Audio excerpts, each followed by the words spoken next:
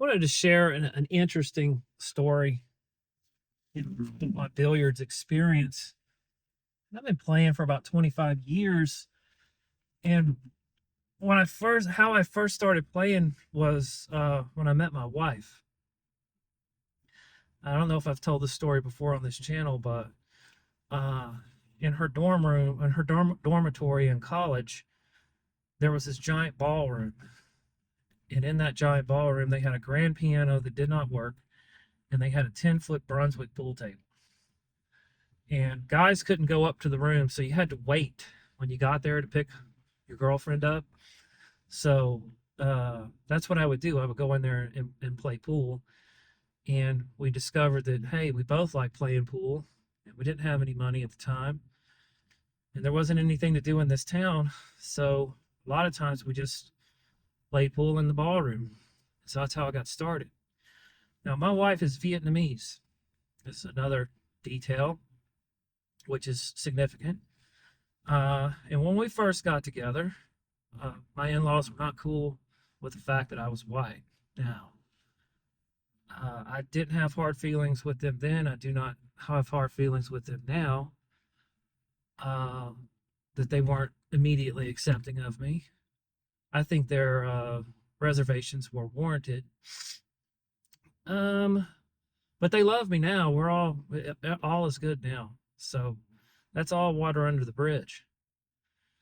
But I bring all that up to say that my father-in-law, who passed away last year, God rest his soul, was a really good carom billiards player. And he was good at playing straight rail. He was good at playing three cushion. And they played this game called BIU. If you go by a Vietnamese pool room and you see the word bida, bida, bida, it's actually pronounced bi. That's Vietnamese for billiards. And when he found out that I was a pool player, he took me to his room. And this is where the story gets funny. This place was called B.I. Bong, and it was in Gretna on the West Bank in the New Orleans area. And it was in the back of an old retail strip. And the floor in it was split level. I don't know why. Maybe it was a shop or whatever it was at the time. It was a split level floor. I only had like 4 or 5 tables in it. They were off-brand tables with terrible, terrible felt. They were at the time when you walked in, it said no drugs or outside food allowed. That was posted on the door. And when you went in, everybody was smoking a cigarette. Everything was stained yellow, and there was orange tar bleeding out of the air conditioning vent. And it looked like they hadn't mopped the floor since they opened the place. So the place was smoky. It was dirty. The tables were in horrible condition. There were cigarette burns all over the rails of every table. They would put a cigarette down on the rail, and it would burn the rail. And the owners just didn't care. Now, the other thing that jumped out about this room was, in pool culture, gambling and action is a big deal. And there's a lot of chatter about it. There's a lot of talk about it, a lot of woofing. And a lot of times that's all it really amounts to is just a bunch of talk. But I am not exaggerating when I say that in this room, there wasn't as much talk as there was really high dollar action. It's the most money I've ever seen change hands in a room in my life, or ever heard of, really. I watched a shrimper come in. He had come in from a month's worth of shrimping, lost his entire month's wages in like 30 minutes. No joke, no exaggeration. There are guys that would hang out in that room, and they made their living. They supported their families on money that they won in that room. They played billiards. They played cards. There was always a guy with a cell phone and a laptop doing sports betting. This is way before, sports betting was legalized and legitimized. So a lot of money went down in that room. Now, what BIU is, I mentioned that earlier. It's a game where you put a bunch of pins on the table. They're pins about this tall, and they have they're made out of, I think it's either brass or bronze, but there's a number on the bottom of the pin. Then you take a jar, a bottle, and there's dice, and they roll the dice.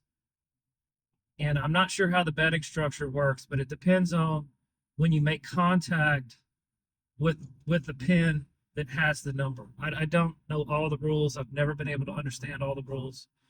But anyway, they played that a lot, and they played it for a lot of money, big money.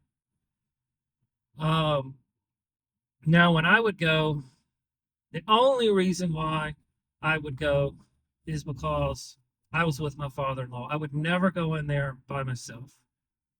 And he was a big player in there. He was a big bankroll in there. So I was okay as long as I was with him. I really wasn't. I got better with straight rail. The more we would go and play, the better I got at it.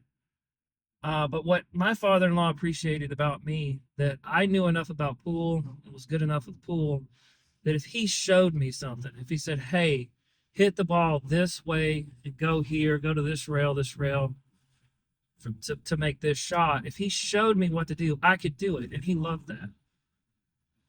And over the years, again, I did get better at it, so it was a lot more fun for him to go play with me. Now, when the shoe was on, when the tables were kind of turned and we were playing American pool, and he would come to my place play American pool, he couldn't hang with me at all. But he would still have a lot of fun. But I do love the Vietnamese culture since I married into it. And BI, their love, at least the older guys, their love of it is one of the things that I love.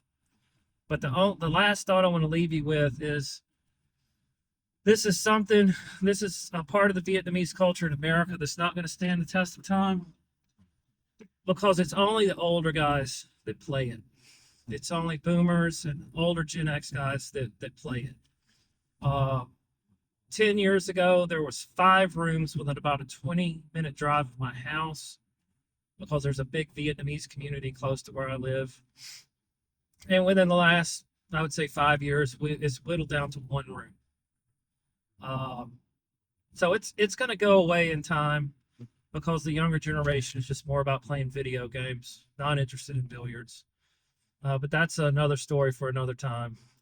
All right, I'm about to jump up on this freeway, so I'm going to drive on the freeway undistracted.